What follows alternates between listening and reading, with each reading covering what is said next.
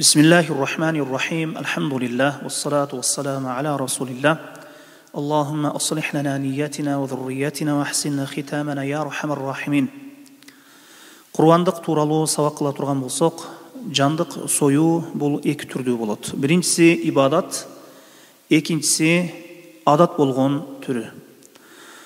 Ибадат болған жандық сою бұл дағы үш түрге бөлінеді. Біріншісі әл-хадая, хади, харамға, Кабатуллаға хадия қылына тұрған жандықтар. Харамға хадия сыпатында жіберіле тұрған жандық важип болады, же мустахаб болады. Важип болған хади бұға мисал мутаматти жана қыран ажылғын қыла тұрғандардың жандығы, құрбандығы. Бұларға қой сою важип болады. Мынау шул сойылған қой хади дейіледі. Бұл эми Байтуллаға хадия қылынып жатады. Бұл хадинин важип болған түрі болып саналады. Хадинин мустахаб болған түрі де бар. Бұл эми жалпы хади, мисалы ажылықтың өзін ниет қылған киши, ифрат ажылығын өзін ниет қылған киши, бұл кишиге қой сою важип емес, бирок қой сойсо мустахаб. Важип емес екен, эми қой сойғысы бола берет екен емес, ифрат ажылығын қылған киши жандық сойсо мустахаб хадини қылған болады.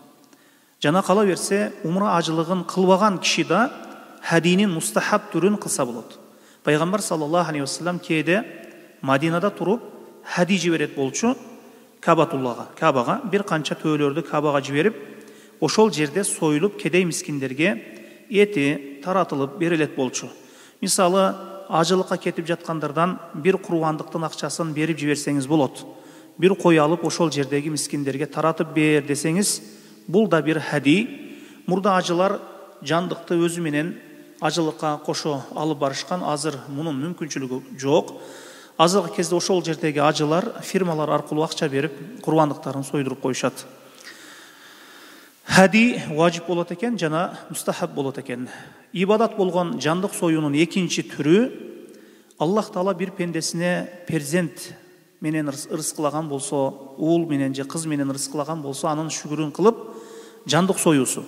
Аллахка шүгүр кылып союла турган жандык бул акыйка дейилет. Атанын акысында бул нерсе мустахаб болуп саналат, сунна муаккада. Төрөлгөн баланын кыз уулдугуна карап туруп өкүм өзгөрөт. Канча жандык сою керек? Эми уул бала төрөлө турган болсо 2 кой, кыз бала төрөлгөн болсо 1 кой союлат. Ибадат болгон курбандыктын үчүнчү бир түрү бул курбандык. Мына алдыбызда турат. Курбандык кылуунун өкүмү. Курбан айты күнү союла турган жандыкка курбандык деп айтылат. Курбандыктын уақыты айт намазы окулгандан кийин, айттан кийин 2 күн же 3 күнгө чейин деп айтылып жатат. Бул маселеде алымдардын ортосунда талаш тартыш бар. Айт күн менен кошкондо 3 күнбү же айттан сырткары 3 күнбү уақытысы делинсе, бул маселеде талаш тартыш бар. Жана өзүнүн уақытысынан алдын сойсо дурус болбойт. Мындайча айтканда айт намазынан алдын курбандыгын союп койсо курбандыкка өтпөйт. Жана уақытысын чыгарып жиберүү керек. Айттан жана айттан кийин 2 күн же 3 күндүн аралыгында союп жетишүү керек экен курбандык ибадатын. Курбандыгын ошол жандыгын. Алымдар айт күнү курбандык кылуу бул шарият экенине, мустахаб сунна муаккада экенине бир пикирге келишкен, иттифак кылышкан. Турарагы сунна муаккада. Курбандык союу бул Кур'ан сүннөт менен расталган. Бұл ибадаттың ушунчалык бир даражада растуу экенине Аллах Таала намаз менен бир катарда айткан. Мына ыйык Кур'анда Кавсар сүрөсүндө Аллах Таала айтат: "Фасалли роббике ванхар", Раббиң үчүн намаз окуу жана курбандык чал. "Кул инна салати ва нусуки ва махия ва мамати лиллахи раббил аламин". Айтай Мухаммад саллаллаху алейхи вассалам: "Менин намазым жана курбандыгым, жана жашоом, жана өлүмүм аламдардын Раббиси үчүн" деп айткан деп. Мына ушул 2 аятта намаз менен курбандык бир катарда келүүсү бул ибадаттын өтө растуу экенине далалат кылат, өтө улуу ибадат экендигине далалат кылат. Бул аяттан далил болот, бул аяттан далил болот курбандык ибадат экенине жана ошондой эле шарият экенине мына ушул 2 аяттагы далил. Пайгамбарыбыз саллаллаху алейхи вассаламдын хадистеринен карай турган болсок, "Даххан наби саллаллаху алейхи вассалам бикабшайн амлахайн aqranayn ذبحهما بيده وسمى وتكبر وضع رجله على صفاحهما". Анас ибн Маликтен риваят кылынат бул хадис. Пайгамбарыбыз саллаллаху алейхи вассалам эки мүйүздүү ала кочкорду өз колу менен сойду. Тасмия жана такбир айтты. Бисмиллахны жана такбирди айтты дейт. Бутун койдун мойнуна койду дейилет. Даххан наби саллаллаху алейхи вассалам би кабшейн амлахайни акранайни. Пайгамбарыбыз саллаллаху алейхи вассалам эки кочкорду курбандык кылганы айтылып жатат. Ала кочкор мүйүздүү келген, мындайча айтканда мүйүздүү келген. Кабиш бул кочкорго колдонулат. Амлах дегени ак кара түстүү аралашкан кочкор болгон экен. Жана колу менен сойду. Бисмиллахны айтып такбир айтты. Бисмилла Аллаху акбар деп айтып сойду дейилип жатат хадисте. Бисмиллахны айтуу шарт. Койду сойгон кезде, жандыкты сойгон кезде, курбандыкты сойгон кезде. Бирок эгер бирөө шашып, унутуп союп койгон болсо, бисмиллахны унутуп, сойгон жандыгы, сойгон курбандыгы адал боло берет. Ал эми такбир айтуу бул сүннөт болуп саналат. Бисмиллахны айтып гана союп койгон болсо, бул да жетиштүү. Аллаху акбар деп кошуп айтуу, бисмилла Аллаху акбар деп кошуп айтуу, Аллаху акбар сөзүн бул албетте сүннөт болуп саналат. Аллаху акбарды айтуу бул сүннөт, бисмиллахны айтуу бул шарт болуп саналат экен. Пайгамбар саллаллаху алейхи вассалам бутун койдун мойнуна койду деп айтып жатат. Анткени бул айван үчүн ыңгайлуураак жана жан тезирээк чыгуусуна, жана кандын тезирээк чыгуусуна себепчи болот.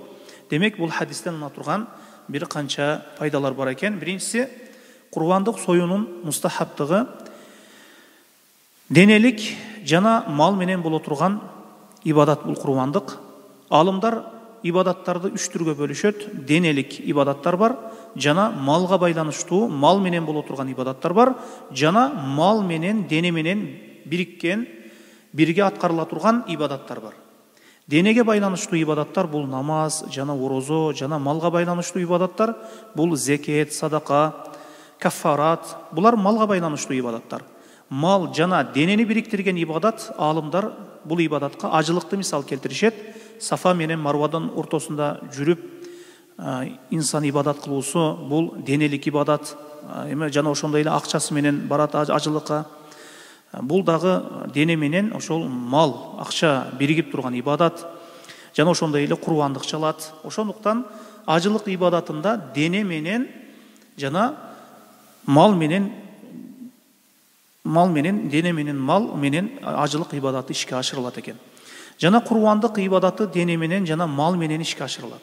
Алымдар айтышат, курбандык союу бул анын акчасын садака кылып жиберүүдөн абзелирээк.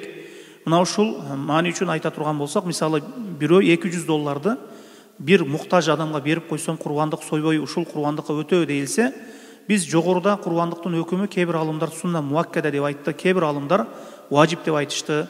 Важип деп айткан алымдарга көрө важипти аткарбады. Жана сунна муаккада деп айткан алымдарга көрө сунна муаккаданы аткарбаптыр. Акчасын берип койсо, курбандыгын сойбой. Эми кан чыгарууну шарият максат кылган. Союп муктаждарга таратсаңыз, садака кылганда болосуз, жана сойгонда болосуз. Акчаны өзүн бергенден көрө. Садака бул малга байланыштуу ибадат, курбандык болсо, бул дагы малга байланыштуу ибадат, жана денеге дагы байланыштуу ибадат болуп саналат. Кан чыгаруунун өзүнчө бир ибадат болуп саналып жатат. Союлган курбандыктын этин бөлүштүрүү. Курбандыктын этин кандай бөлүштүрүлөт? Курбандыктын 3-кө бөлө турган болсо, курбандыктын эти 3-кө бөлүү бул сүннөт. Курбандыктын ошол этин 3-төн-1 өзү жеп, 3-төн-1 досторуна бай болгон кошуналарына болсо да хадия кылуу. Хадия кылса, досу бай болсо дагы, мындай белек кылса, кошунасы бай болсо да бериле берет. Тууганы бай болсо дагы бериле берет. Жана 3-төн-1 кедейлерге берет. Мына ушундай түрдө 3-кө бөлүү бул мустахаб болуп саналат. Эгер курбандыктын этин көбүрөгүн өзү алып калып, азырагын садака кылса дагы, бул да жетиштүү, важип өтөгөн болот. Же бербей курбандык этин баарын өзү жеп койгон болсо, же дейилсе, аз болсо да сырттан болсо дагы бир эт алып кедейге берип, важипти өтөп койсун дейилет. Аз болсо да берсеңиз, важипти аткарган болосуз. Жана союп жаткан курбандыгын сыпатында да пайгамбарыбыз саллаллаху алейхи вассаламга эрчүү, курбандыктын семиз болуусу жана ала була болуусу, мүйүздүү болуусу, мына ушундай сыпатта койду тандоо, бул албетте мустахаб болуп саналат. Союуну билсе, курбандыкты өзү сойгону абзел. Эгер сойгонду жакшы билсе, анткени пайгамбарыбыз саллаллаху алейхи вассалам өзү сойду курбандыгын, терисин шылуу жана этин мүчөлөө бул нерсени башка бирөөгө дагы табыштаса, тапшырса боло берет. Бирок өзү союп бергени абзел, сойгонду жакшы билсе. Колунан келбесе кассапчы чакыртып же сойгонду билген адамга сойдурсун. Абу Муса аль-Аш'ари радыйаллаху анху ушул киши, ушул сахаба кала берсе, кыздарына өзүңөр сойгула деп айтат экен курбандыгын. Хадистен алына турган дагы бир пайда, курбандыкты союп жатып такбир айтуу бул мустахабдыгы. Курбандыкты дайын кылууда ниет кылуу жетиштүү. Бул дегени сиз айттан бир күн алдын короодогу койлоруңуз бирөөсүн мына ушунусун курбандык кыламын деп тандап айтып койдуңуз. Семизиреген тандап ниет кылып койдуңуз. Кийин ал койдон да жакшырагы чыгып калды. Эми анын ордуна башкасын сойсо болобу? Бул учурда каралат. Качан ошол койду лафз менен, мындайча айтканда сөз менен дайын кылып койсоңуз, ошол койду гана сою керек болуп калат. Ал эми ниетте мына ушуну соёмун деп ниет кылып койсоңуз, анан башка кой чыгып калса, башкасын союп койсоңуз боло берет. Бир койду, мына ушул койду соёмун деп сөз менен айтып салган болсоңуз, эми башка койду сойгонго болбой калат. Талаффуз, мындайча айтканда сөз менен талаффуз кылуунун сыпаты кандай болот дейилинсе, Аллахумма хаза минка валак. О Аллахым, бул курбандык менден, сенден жана сага, сен үчүн болсун деп мына ушундай сөздү айтып койгон болсоңуз, же Аллахумма хаза анни, Аллахым, бул курбандык менден, сага, сен үчүн мына ушул ибадатты сага арнаймын деп тилиңизге чыгарып мына ушундай айтып койгон болсоңуз, же мына ушул курбандык атамдан жана апамдан деп айтып коюлса, ошол кимдир бирөө тилине чыгарып айтып койгон болсо, дайын кылып койгон болсо, эми муну өзгөртүп болбойт дейилет. Курбандыкты дайын кылып аныктап алгандан кийин да бир айы чыгып кала турган болсо, сое бересиз. Ошол абалында дагы болсо сое бересиз. Анткени сиз курбандыкты дайын кылып койдуңуз, сөздү айтып койдуңуз. Ниетте мына ушул койду соёмун дедиңиз, тил менен айткан жоксуз. Мындай абалда башка бир кой чыгып кала турган болсо, аны сойсоңуз боло берет. Аллахумма хаза минка валак. Мына ушул орунда Аллахым, бул сенден жана сага деп мына ушул дуага мындай карай турган болсок, мына ушул орунда таухид улухияга жана таухид рубубияга ишара бар. О Аллах, бул берген неемат рызкы сен тараптан болду, рызкы Аллахтан келет деп билүү, бул албетте бул рубубият. Аллах Таала тараптан болгондон кийин сен үчүн соёмун мына ушул курбандыгымды деп Аллахка мына ушул ибадатты арноо, бул таухид улухия болот. Курбандыкты союу аралыгында бутту жандыктын мойнуна коюп туруп союу, бул албетте ыңгайлуураак, жандын чыгуусу жана кандын тезирээк чыгуусуна себепчи болот экен. Курбандык чарба айвандарынан союлунат. Мисалы үчүн кочкордун ордуна эми кочкор союуга мүмкүнчүлүгүм жок, тоок союп койсом болобу десе, болбойт. Же кымбат балуу атым бар, мына ушуну курбандык кыламын десе, болбойт. Ошол кой, буга эми эчкилер да кирип кетет. Уй, төөдөн, бахиметул анам дейт, чарба айвандарынан курбандык жасалат. Жана ошондой эле койду союп бере турган кассапчыга курбандыктын этинен берилбейт. Анткени ага бул курбандык, бул садака боло турган нерсе, ошондуктан кассапка башка бир акчалай же башка бир нерселерден анын акысы берилет. Шариятта мына ушундай келген. Анткени Аллах үчүн болгон нерсе, Аллах үчүн болуп жаткан нерсе, Аллах үчүн берилген нерсе эч качан акчага сатылынбайт.